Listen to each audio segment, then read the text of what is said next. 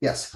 So Jaya Prakash, or JP as he's known, Raman, is a physiotherapist who's just joined us visually, who has completed his PhD, which he obtained from Western University in 2013. He's involved in clinical work as well as research in HULC, as we call it, which is short for Hand and Upper Limb Clinic at St. Joseph's Healthcare, one of the two major teaching hospital systems here in London, Ontario, and is involved as well as teaching at Western, or as it used to be known, University of Western Ontario. And he has been involved with Wellspring, leading individualized exercise programs since 2014. And I can personally speak to that because I myself undertook that program probably in about 2018 with JP. JP will be talking about the importance of exercise, and he'll actually be our second speaker. If I can have the next slide. Thank you. Elise will be our first speaker tonight, and Elise Hutchins, who has also now joined us and gave a little wave, I think, is a dietitian. She's a registered dietitian who has experience in many areas and sectors, including the long-term care one, as well as home-based care, is involved, of course, in nutrition management and in public health. And she works with Via Dietetics, and perhaps that's the name of the company, maybe she'll explain, and has a particular interest in being a gut healthy dietitian, which I know is a very, very important area, and perhaps she'll even speak about the microbiome. I don't know. I'm not trying to put any pressure on you tonight, Elise. Elise, of course, is a member of the College of Dietitians of Ontario and Dietitians of Canada. So we have two great speakers ready to educate us tonight. And without further ado, I will pass over the virtual microphone to Elise to take it away. Thank you, Jeff. I'm just going to share my screen here. Okay, so hi everyone. As Jeff mentioned, my name is Elise. I am a dietitian, and I'm going to be talking about the nutrition side of things tonight, and then I'll pass it over to JP for the exercise side of things. So for my agenda, I'm going to start with why is nutrition important? I'm then going to get into nutrition for those living with cancer, including some of the recommendations for treatment side effects. Then nutrition for cancer survivors, which will touch on some cancer preventative foods. And then finally, nutrition for caregivers, and show you some balanced plates and things like that. And then, as I mentioned, JP will speak.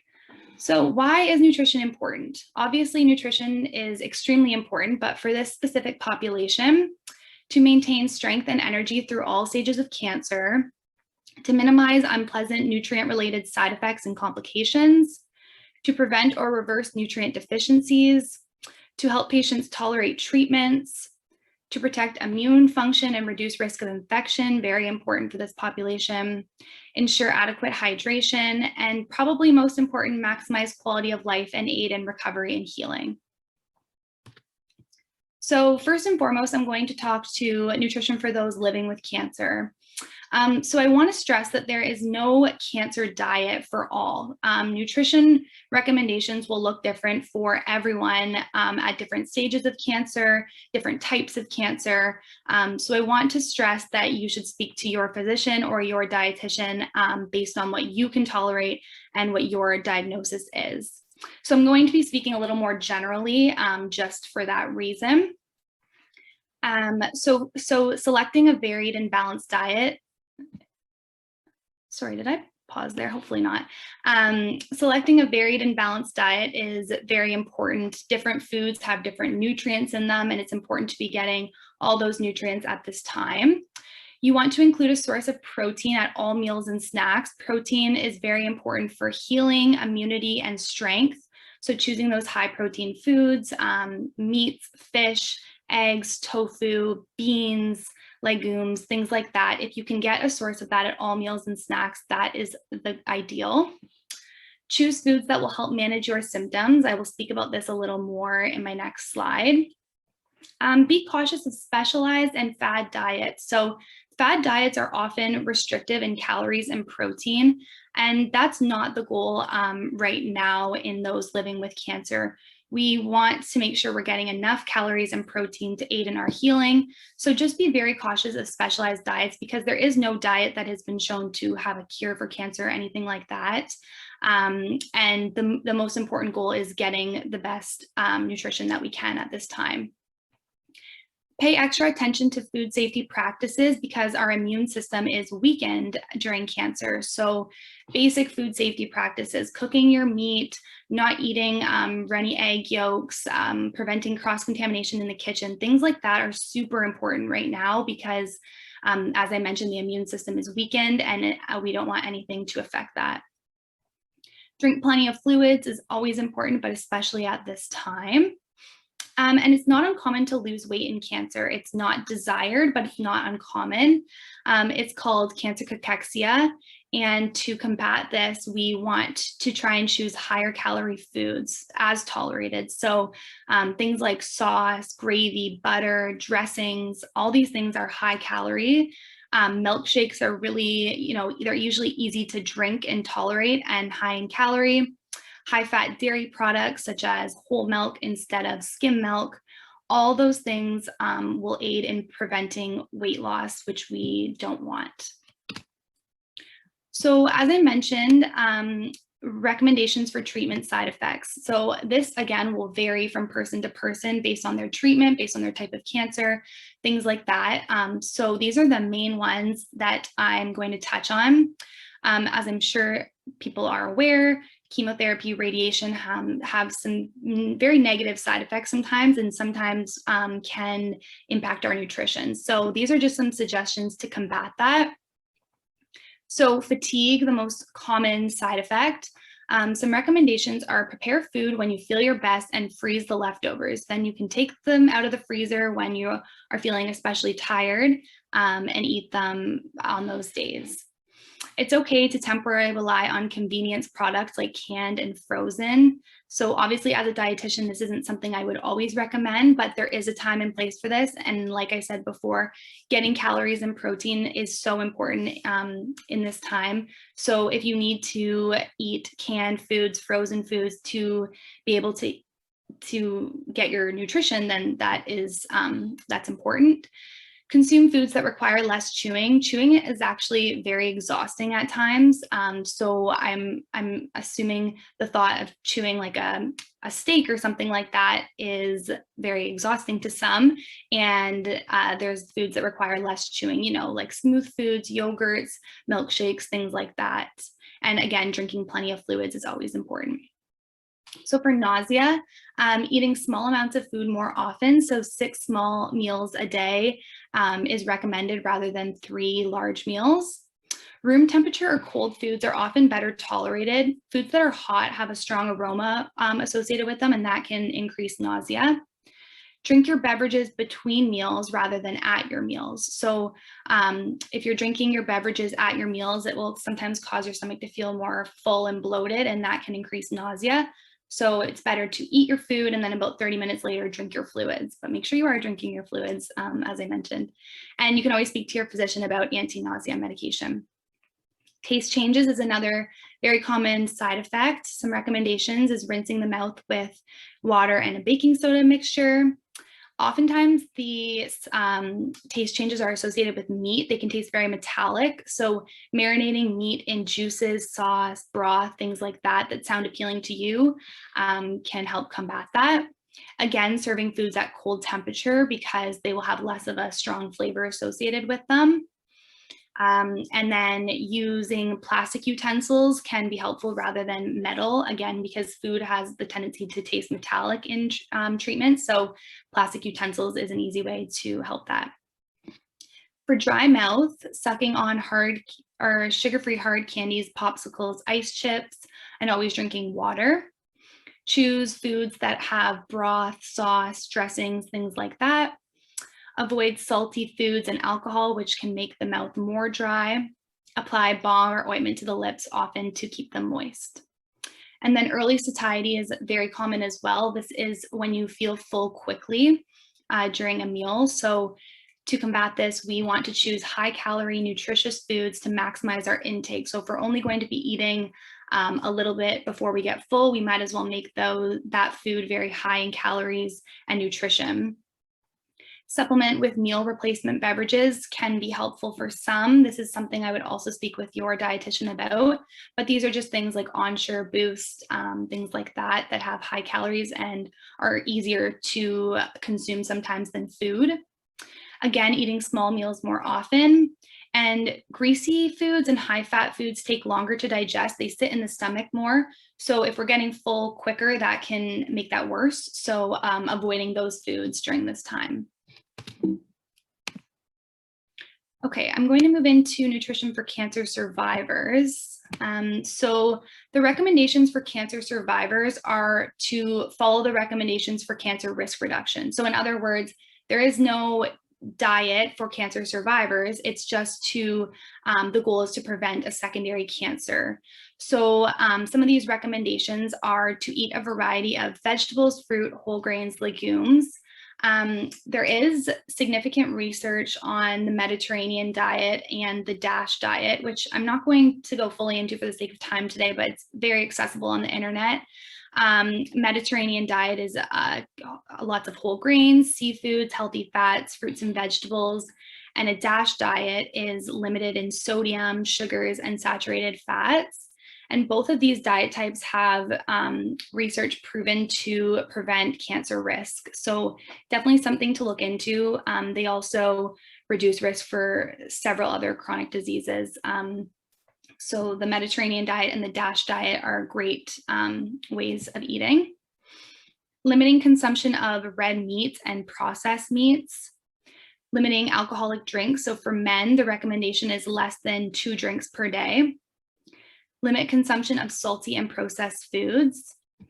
And there also is significant evidence to suggest that eating mostly plant-based foods, so this is no meats and meat products and things like that, contribute to reduced risk for cancer because these foods are high in phytochemicals. So the American Institute for Cancer Research recommends if you're looking into transitioning to a more plant-based diet, you could try making two-thirds of your plate plant-based and 1/3 animal-based, and this will be effective. So I did briefly want to touch on cancer preventative foods. There's so much research out there about foods that prevent cancer, and of course, nothing is 100%, but these are researched and proven to have some reducing risk factors. So the first 2, cherries and grapes, these are strong antioxidants. Antioxidants are obviously amazing for reducing risk of cancer. Oats and beans, foods like this are soluble fiber, and soluble fiber helps lower our cholesterol levels and our cancer risk. Walnuts are proven to reduce tumor growth. They're a great food to add into our diets. Certain spices, specifically turmeric and ginger, are shown to neutralize free radicals in the body and decrease inflammation.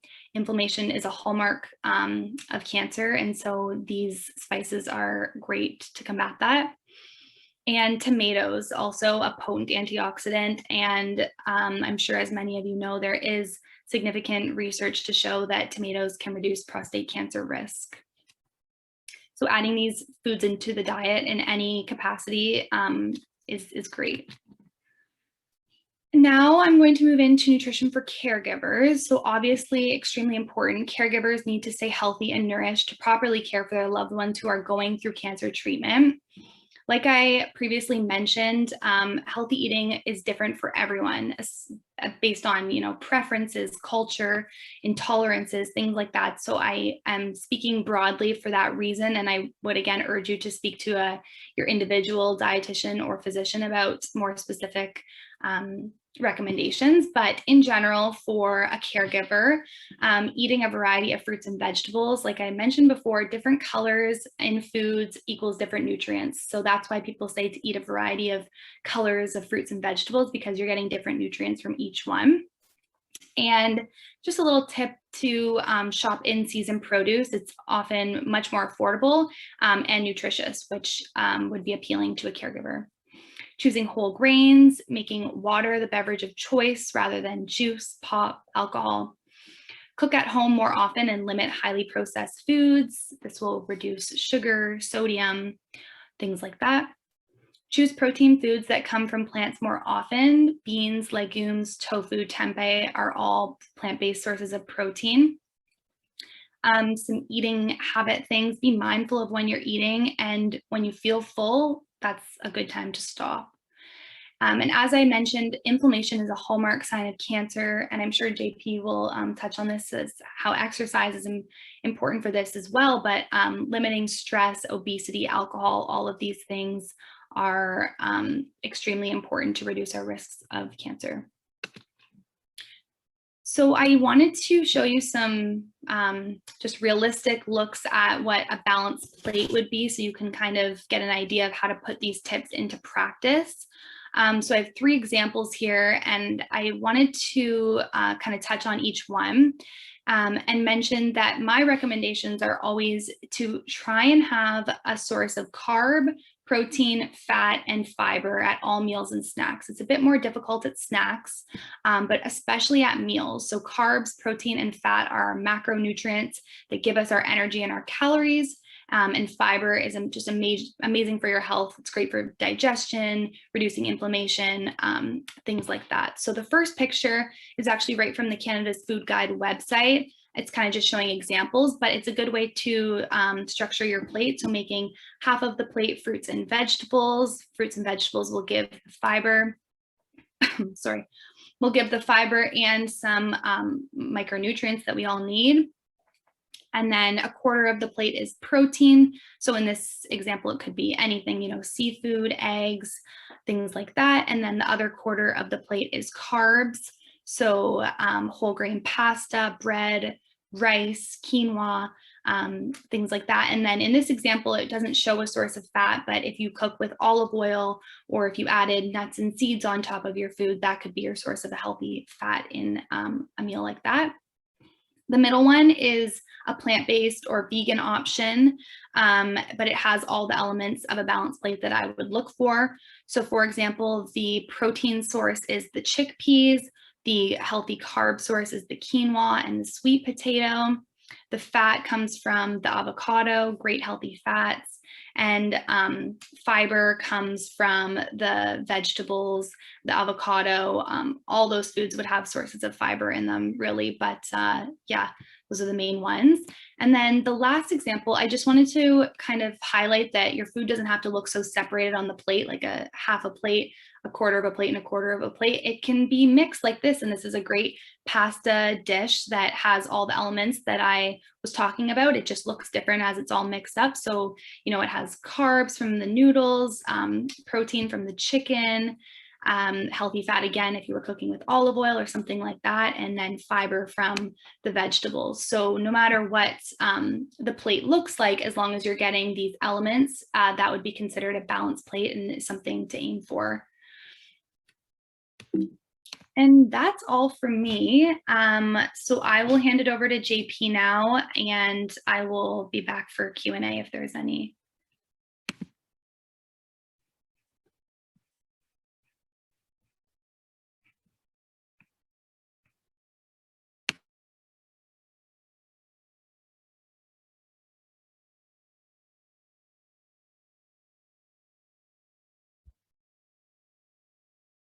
JP, you'll need to unmute as well.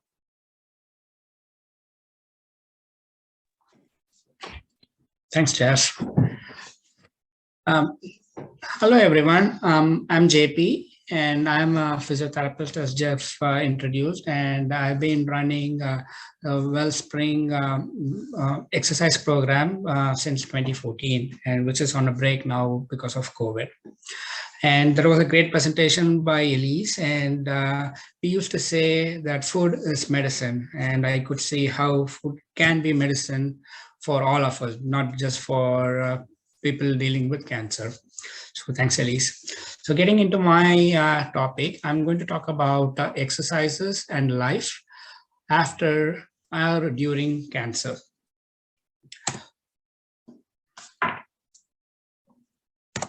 So what we're going to see today is I'm going to talk about why exercises are important, the benefits of exercises, any recommended exercises for both cancer survivors and caregivers, research and what does research say about exercises in cancer, and some cautions and considerations while doing an exercise program. And finally, I'll touch on caregivers and exercises. So this is an official disclaimer just to say that this is a talk on general principles of exercises in cancer, and this should not be used as a substitute for any recommended program. So the reason that I'm putting this is we all know exercises are important, and we tend to grab a piece of exercise from each and every program that we come across, which is not recommended. So that goes with this talk too. Just make sure that you talk to your healthcare team before making any changes to your program. So before I start, just a general question. How many of us know exercises are important? We all know. And how many of us actually exercise every day? The percentage varies. So the reason is, what I'm going to say today is not completely brand new that you're going to hear. These are things that we already know, and my role is to remind you all how exercises are important for us and make it a part of our daily living. So why exercise is important? This is an adjunct therapy. By adjunct therapy, it means exercises are not a program or a therapy by itself, but they go in with other therapy, just like any other therapy for cancer, with food and etc. So exercises are important for health, functioning, and quality. So just remember the definition of health by the World Health Organization. The definition of health by WHO is disease is just not an absence of a problem, but it encompasses a whole variety of physical, emotional, spiritual, and psychological well-being. So we have to make sure that the exercises combines with all other therapies to make sure that we are doing better. So what are the benefits of exercises? Exercises, as you know, develops our aerobic fitness, develops our cardio. It improves our muscle strength, makes us stronger, and improves our ability in functional activities and household chores. Importantly, it will help us in our fatigue, which is one of the major side effects of cancer itself and therapy. And doing this, it will help in any psychological distress, so that we are able to come out of our shell. We can exercise alone or we can exercise in a group, but altogether exercise helps us to come out of our shell, and by that it helps us in our mental well-being also. All of these put together will help in our quality of life. So there's been a lot of research that has gone through linking exercises with cancer. Research indicates that exercises will decrease the severity of side effects of therapy. This is one major thing because, as I said, exercises pulls us out of our bed, makes us go outside, and this is very important and helping us to keep mobile. It decreases the risk of developing new cancers. It decreases the risk of developing other comorbidities, which are usually cardiovascular. Any cardio exercise is going to help in that. Helps us in diabetes, osteoporosis, because exercise has a direct effect on osteoporosis. It protects from recurrence of any type of cancer, but specifically research indicates breast, colorectal, and prostate cancers are helped with exercises. So how does exercise help? When we are active, our body produces substances that target cancer cells. With exercises, our body temperature, the metabolism increases, and the acute stress environment that this causes will make an unfavorable environment for the tumor to grow. So this impacts the rate of tumor growth and the risk of spreading. The exercises strengthen our immune system. It makes us more efficient in inhibiting the tumor growth and aids in treatment side effects. With exercises, the blood flow increases generally and to that specific targeted area, and thereby it increases the delivery of chemotherapy. Again, exercises are an adjunct to therapy, so this has to be taken with the other therapies, not by itself. So what are the recommended exercises? Usually the exercise program that we were running at Wellspring at YMCA, it was an hour program wherein like we combined aerobics with resistance exercises. This is what I'm going to show now. This slide shows the aerobics part of it, because aerobics part helps us develop our cardiovascular fitness. It helps us in overcoming fatigue and helps us to be more active. So the recommended exercises for cancer survivors and people living with cancer, again, depending on the stage of cancer and what level of therapy they are in, it's recommended that people have at least 150 minutes of exercises each week, and if this is moderate intensity. If people are interested in intense exercises, they can exercise for 75 minutes per week, and this can be split anyways throughout the week. Like for example, if people want to do intense exercises, they can do 15 minutes 5 days a week, or if people want more, they can do 25 minutes 3 days a week. Again, we'll have to exercise and make sure that this exercise is acceptable for our body. Make sure that it's not making us tired. We don't want someone to exercise 75 minutes a day and then the rest of the day is spent in bed. We don't want that to happen. So making sure that like we exercise as our body tolerates, and this is why consulting with an healthcare team is very important. Examples of recommended exercises are walking, jogging, cycling, and any equipment that you can find in the gym, like a stepper, elliptical. Those are like good aerobic cardio fitness exercises. Make sure to alternate aerobic exercises with resistance exercises. So when the aerobic exercises develop our cardiovascular fitness, resistance exercises help us to develop our muscle strength. Because of cancer and ensuing therapy, specifically radiation and chemo, is going to cause a lot of fatigue, and which means the muscles are not going to work the way they should. This will cause what we call wasting of muscles. The muscles shrink in size and they lose their endurance and power, and strength. So in order to combat that, it's very important to engage in some resistance exercises.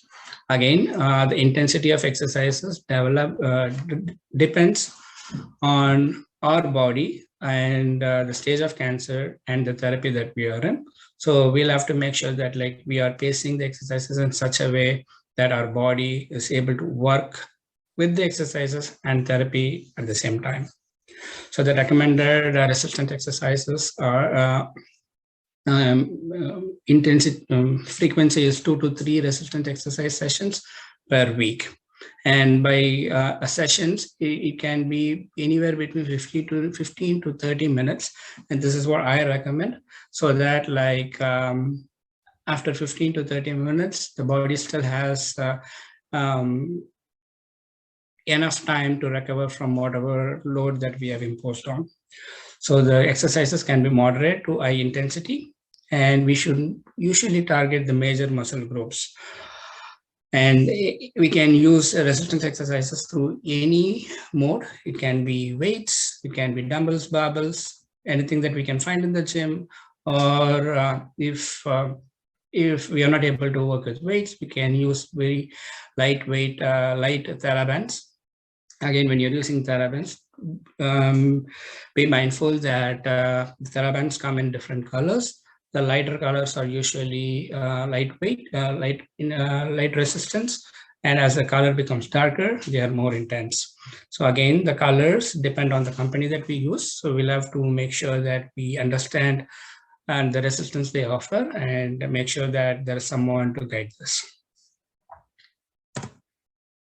So what are the there are like considerations for exercises, like for example, If someone is like already fatigued, we'll have to make sure that like the exercises are not going to make us more fatigued. So in that instance, we'll have to make sure that we are pacing the exercises in such a way that they're helping us instead of like tiring us. If there are already severe symptoms, we'll have to make sure that like we take it easy a little bit, and then start when we are able to. Again, when there is lymphedema, which means like there's going to be swelling either in the hands or usually in the legs, we'll have to make sure that like we are not doing exercises in such a way that it's going to increase edema, because exercises are going to increase the blood supply, and we don't want exercises increasing the swelling. So this is why exercises have to be tailor-made, and talking to the team is very important. And again, water-based activities, if we have like any open wounds, or if you have like some needles that like are staying in our skin or in our body for treatment purposes, we'll have to make sure that they are well covered, or if we'll have to make sure that we are allowed to get into water before getting into water-based activities. So these are some considerations we'll have to make sure before getting into exercises. So again, as I've been stressing all through this talk, please talk to a physiotherapist or your trainer who's trained in cancer rehab. Exercises in oncology is a developing field, and there are like specific courses that we get trained in to make sure that like we are devising the specific program for people. So make sure that you talk to a person that's trained in this, and do not devise a program on your own, because again, when we go to the gym, it's very common to start an exercise just looking at someone else doing something else. Their problem would be different, or they can be doing it for a totally different reason. It doesn't mean that like we'll have to incorporate that exercise in our program. So make sure that like any program that we add is like tailor-made for us. Because the exercises also depend on the type of cancer and the therapy we are in, the stage of therapy we are in, and whatever side effects that could happen because of the cancer itself or because of therapy. And each cancer and each therapy will have their own anticipated trajectory. So when we set our goals, we'll have to make sure that the goals are very reasonable and attainable. Usually we talk about SMART goals.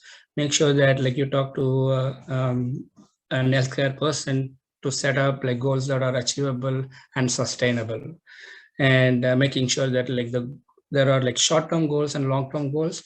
And as we keep working out, we are achieving the short-term goals and moving on to the long-term one. And exercises will depend on the general health status.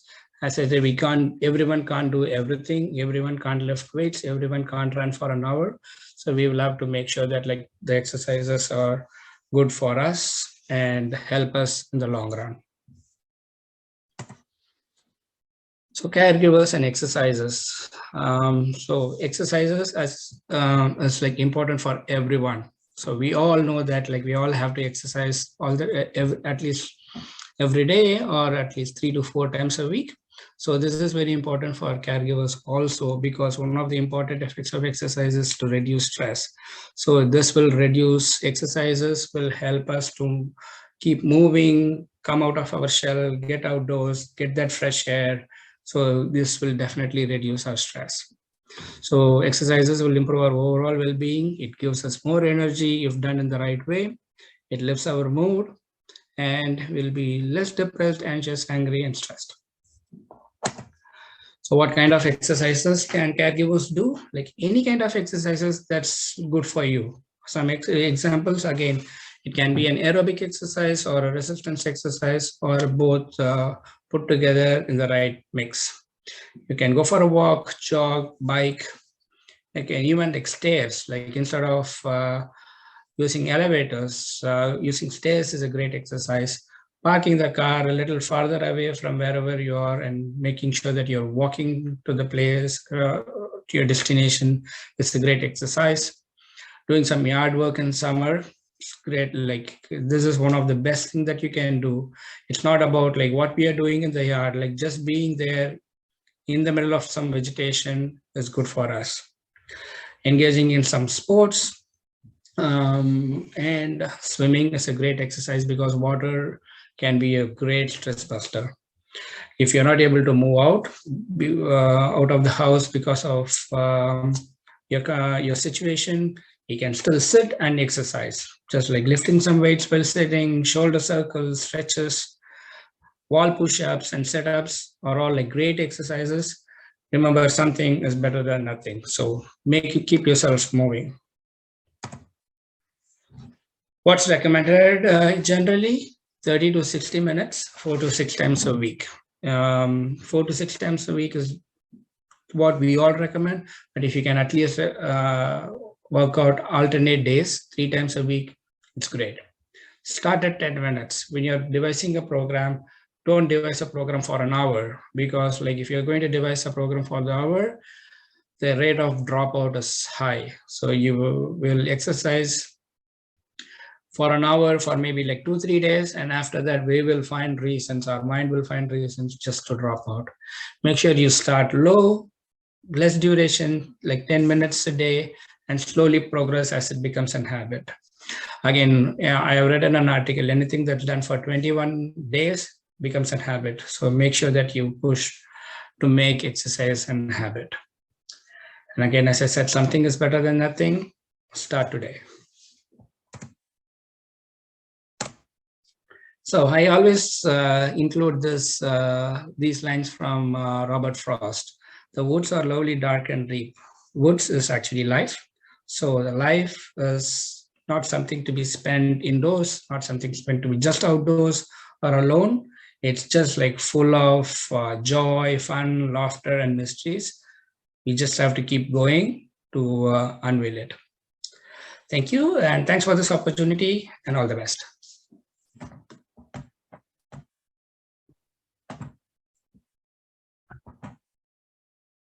Okay, well, thank you both, Elise and JP, for that, or for those great talks. I know I've been thinking of some questions, but you tended to answer most of them in your talks, which speaks to the comprehensiveness of each of your presentations. I do, before we entertain questions from the audience, I do want to thank you actually both for including caregivers, or a section for caregivers in your talk, because it's not obvious, but caregivers, are under a lot of strain, a lot of pressure, and need to look after their health as well when they're looking after a loved one with cancer. So thank you both for making those important points in terms of the nutritional needs and the exercise needs for caregivers, as well as for people who are going through cancer.